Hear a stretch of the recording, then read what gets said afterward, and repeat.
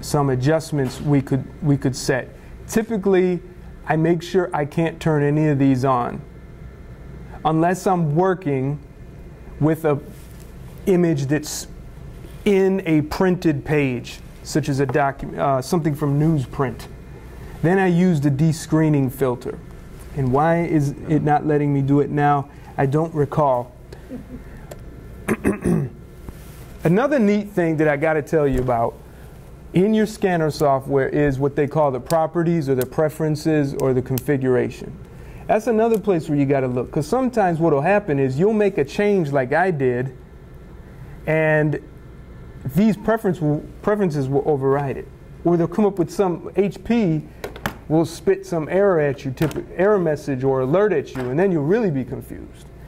So what I do in configuration, at least for Epson, is I say no color correction. Because the auto exposure that they do in there is good enough. So I don't need any more help. And the auto exposure level, all that, I just leave it no color correction. And all these other things at this point are not that important, okay? Now, I am scanning directly from the scanner to my computer. Sometimes you can actually load Photoshop or PaintShop Pro or some other program and import the image from the scanner. I like to do it this way so I know I'm saving it direct to the hard drive, and then I can actually scan a whole bunch of pictures, then work on them en masse later. So let's, we did our preview, we're going to do our scan. Now when I'm scanning directly to the computer, another nice thing is with a little bit of thinking, I can come up with a nice prefix. So if I have a bunch of scans of the family, of let's say my father's family or my mother's family, I can put their name in the prefix up here.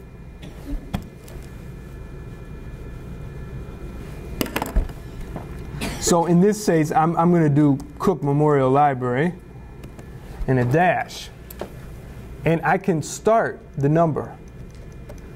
So as long as I'm scanning, every scan I do, it'll add CML to the prefix, and it will automatically add number 1, number 2. So I'm not, what did I type for that name again? For the last person, it just stays right there. Now, when you're scanning, let me ask a show of hands. And remember, I'm not doing this to embarrass you. I'm really doing this to see in which direction I need to go.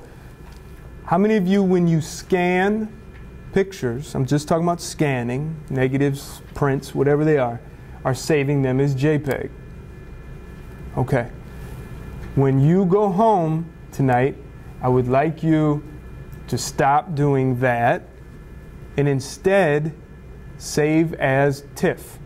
TIF. How do we do it on here? I mean, how do we do it on the computer? Well, the scanner. In the scanner, you need to save your scans directly to the hard drive. And if you have an Epson, it's done immediately when you press the scan button. It'll give you this box. Now, if you say, I don't see that box, Eric, well, check up here, and HP has it. They have it somewhere in it's there. You can't override it. But check to make sure you don't have auto mode or home mode if you have an Epson. Make sure it's professional mode. Now, other scanners may tell you expert mode. Okay? That's what you should be doing. You're an expert. After you're with me, after you sit in one of my classes, you're an expert. All right? So you can use expert mode, because that will give you full control. So I want you to save as TIFF. If you say, well, I can't save as TIFF, I can only save as bitmap or PSD, some other thing. Well, let me, anything's better than JPEG or PDF. Okay. Okay? You're going to save your photos. I'm talking about photos right now. Documents, You can go ahead and save as PDF, but personally, I think once you start exploring the world of PDF, portable document format, you'll want to have more control over it, over how it functions. And you can't do that from scanner software easily. Typically, you need Adobe Acrobat Reader or something similar to it for your documents to be readable. Maybe you've noticed you've downloaded a document and you were able to actually search within it. That's called optical character reading, OCR. These types of things are good in PDF. You can't do them in any other format. But for me personally, I don't see the advantage of saving your photos as PDF or saving your documents as PDF from the scanner. Yes? So do you have to rescan what you did in JPEG to make it a TIFF? Well, Or are there programs out there that'll change it for you? I want to put it to you in a way that's not overwhelming. Hold on, I lost my Cook Memorial Library dash. Let's get the scan going.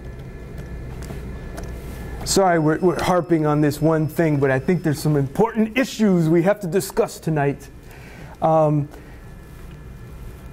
If you do not plan on working on the picture that you scanned, the JPEG, and you can't get it again, or you don't want to scan it again, the JPEG is fine. But if you can rescan it, you should rescan it and save it as TIFF. If you want to work on it, you want to color correct it, or you want to work on it just a little bit, you're going to have to, after you work on it, you're going to have to save it as a TIFF. Don't resave it as a JPEG. You know, and in my course, I take you through an exercise where you get to see it. You actually do it, and you watch how an image changes through JPEG compression. Because JPEG was made to send pictures through the wire services. I mean, this was before internet, okay? And now we use it because it's like downloads fast. But it is not an archival format for you. It's inappropriate for archival purposes.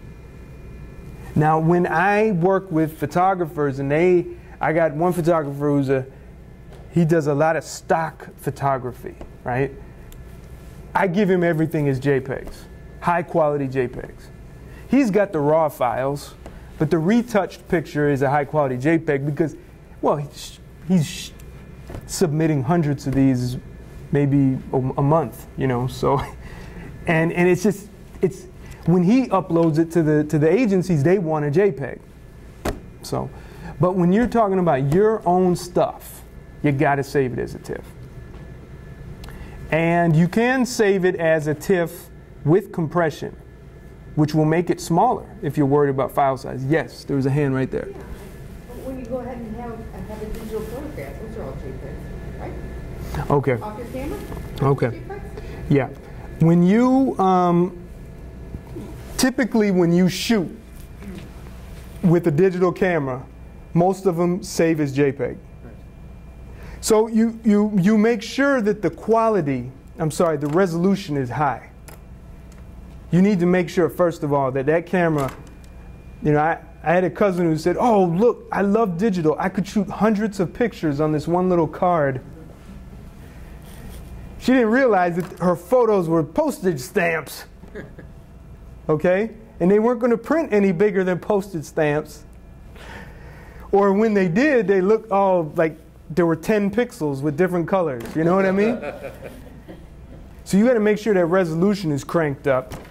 And if you can control the quality of the JPEG within the camera, you want it to be at the highest quality setting. Now, if you have a digital camera that can save in the RAW format, RAW, R-A-W, that's what you need to be working with. And that's a whole nother subject for another day. Okay, and it's just a great format to work with. And RAW isn't even really a format. It's a reality. No.